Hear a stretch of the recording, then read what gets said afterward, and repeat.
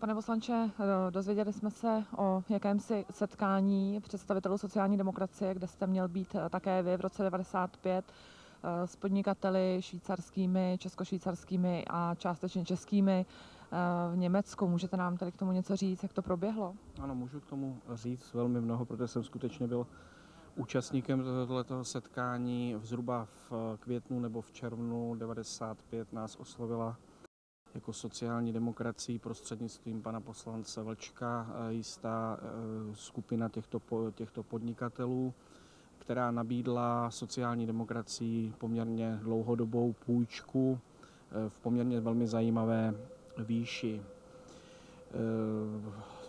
Konaly se za mé účasti zhruba 2 setkání, jedno bylo v Německu, někde těsně za hranicemi, a druhá záležitost se tuším odehrála v Bamberku.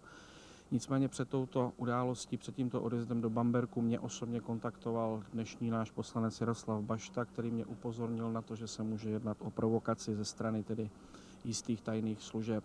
Já jsem se přímo na místě přesvědčil o tom, že o provokaci šlo, proto jsem originál té jakési rukou psané dohody, která tam byla uzavřena, odvezl sebou do Čech a zničil i včetně ty garance, které nám byly poskytnuty, protože byly od samého začátku jasné, že jsou falešné.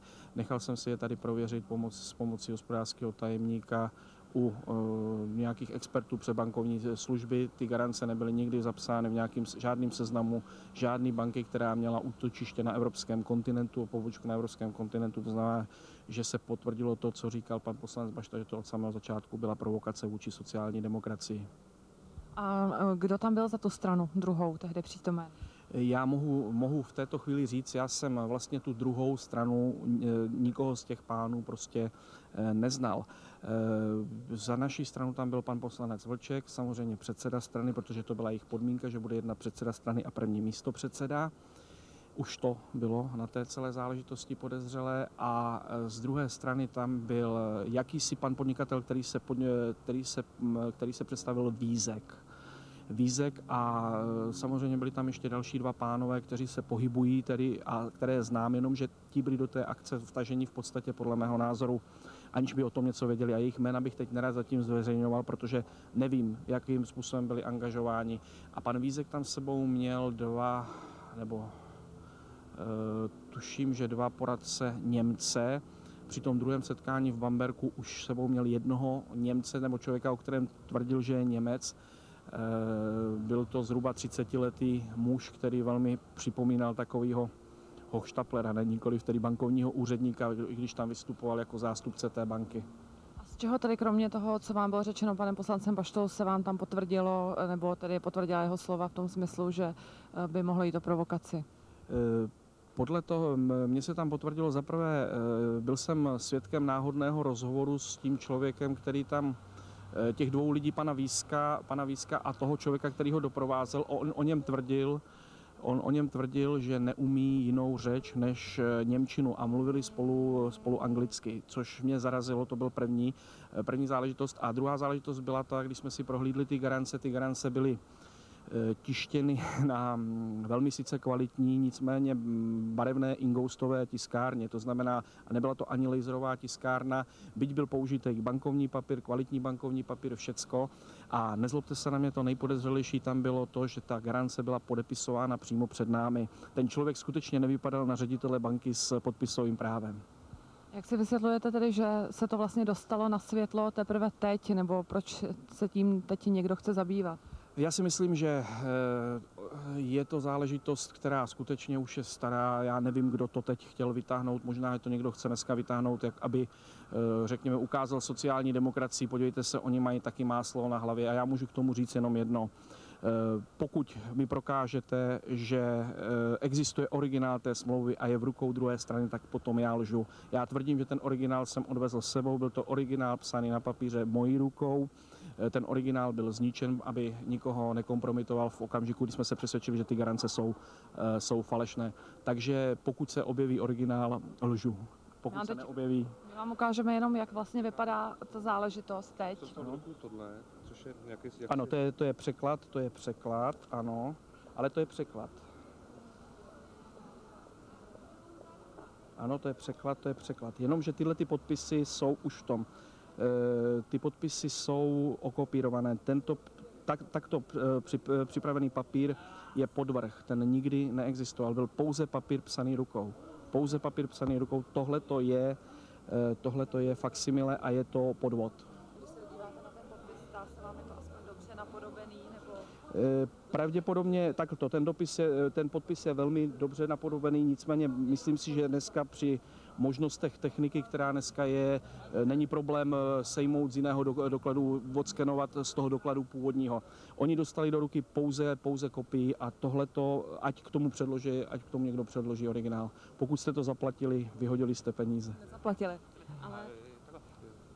Odpovídá ten obsah tomu, jestli to je v češtině přeložené tady, byste nemusel louckat.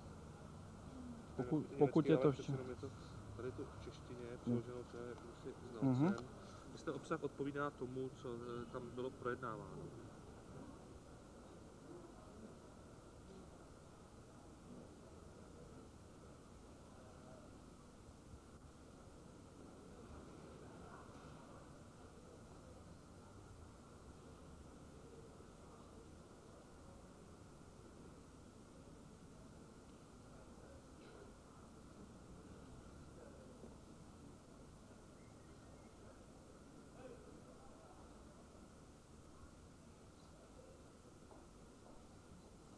Pokud si přibližně vzpomínám, tak to odpovídá. Já jsem tehdy už, protože jsem byl varován, že ta záležitost je provokací, tak jsem příliš tomu textu se nevěnoval samotnému. Já jsem spíš díval jsem se na to, jak budou ostatní reagovat a další prostě reagovat, ale přiznám se, že té přípravy toho textu jsem se příliš mnoho neúčastnil.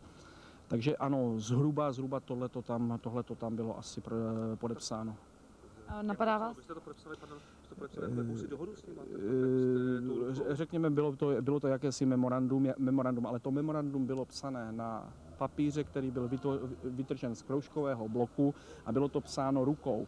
Rukou to bylo psáno, to můžu dosvědčit v češtině a psal jsem to já sám. To memorandum jsem prostě zapisoval, potom přepisoval z těch poznámek, protože pánové řekli, že mám nejčitelnější rukopis. Říkám zhruba ten obsah určitě odpovídá. Takže oni v podstatě znesli jakési požadavky, vy jste udělali jakousi dohodu a sjednotili jste se zhruba na těchto bodech, že to tak bude. Tato jste se psali tomu memorandu. Ano. Ale pokud jste se na nich sjednotili, tak by se sociální demokracie zavázala k jakýmsi krokům, které tady jsou specifikovány, potom když se podíváme do toho českého překladu, v tom bodě myslím, ano. 2, a kde oni si dávali jakési požadavky na obsazení funkcí. Ano. A k tomu jste se zavázali? No, podle mého názoru tohleto memorandum nebyl závazek, protože závazkem sociální demokracie by se to stalo až v okamžiku, kdyby byl tento závazek nějakým způsobem fruktifikován, tedy proběhla by ta transakce. Já se sám přiznám, že v okamžiku, kdy jsem byl varován panem poslancem Baštou, že tedy se jedná z největší pravděpodobností o provokaci ze strany těch partnerů, tak v tu chvíli prostě v podstatě jsem nedělal nic, abych nezbudil jakékoliv prostě podezření, že o něčem víme. Takže... No, tady to znamená, že vlastně to, když jste to projednávali, zapsali jako jakési předběžné tedy memorandum, tak jste o tom uvažovali, že by něco takového, tedy pokud by se ukázalo, dejme tomu, že ti pánové jsou seriózní, bylo tedy podepsáno, nebo že by to bylo realizováno? Tahle ta otázka, to se přiznám, já jsem nikdy v této poloze o té věci neuvažoval. Já samozřejmě přiznám, že sociální demokracie tehdy měla obrovské problémy s financováním, obstavený účet Lidového domu, státní příspěvek tehdy politickým stranám vyplácen nebyl, to znamená, že jsme skutečně sháněli velmi těžce prostředky na svůj růst a na svoji činnost. Nicméně, prosím vás, já jsem skutečně k tomuto od začátku přistupoval jako k věci velmi podezřelé a já si myslím, že prostě stejně, i kdyby se ukázalo, že ti lidé jsou seriózní, tak by s námi nikdy tímto způsobem nejednali. Ale nicméně vážně jste projednávali věci, které jsou poměrně dosti závažné, to znamená obsazení některých postů a tak dále. Samozřejmě, protože jejich požadavky takové byly, respektive ten návrh toho memoranda ze strany pana Víska takový byl.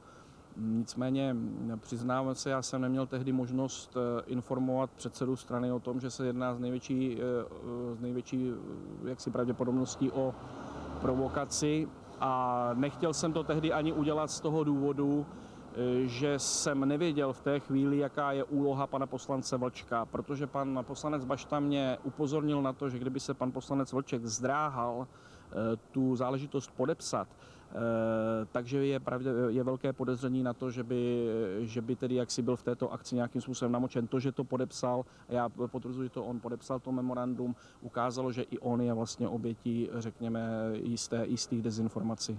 To znamená, že to rukou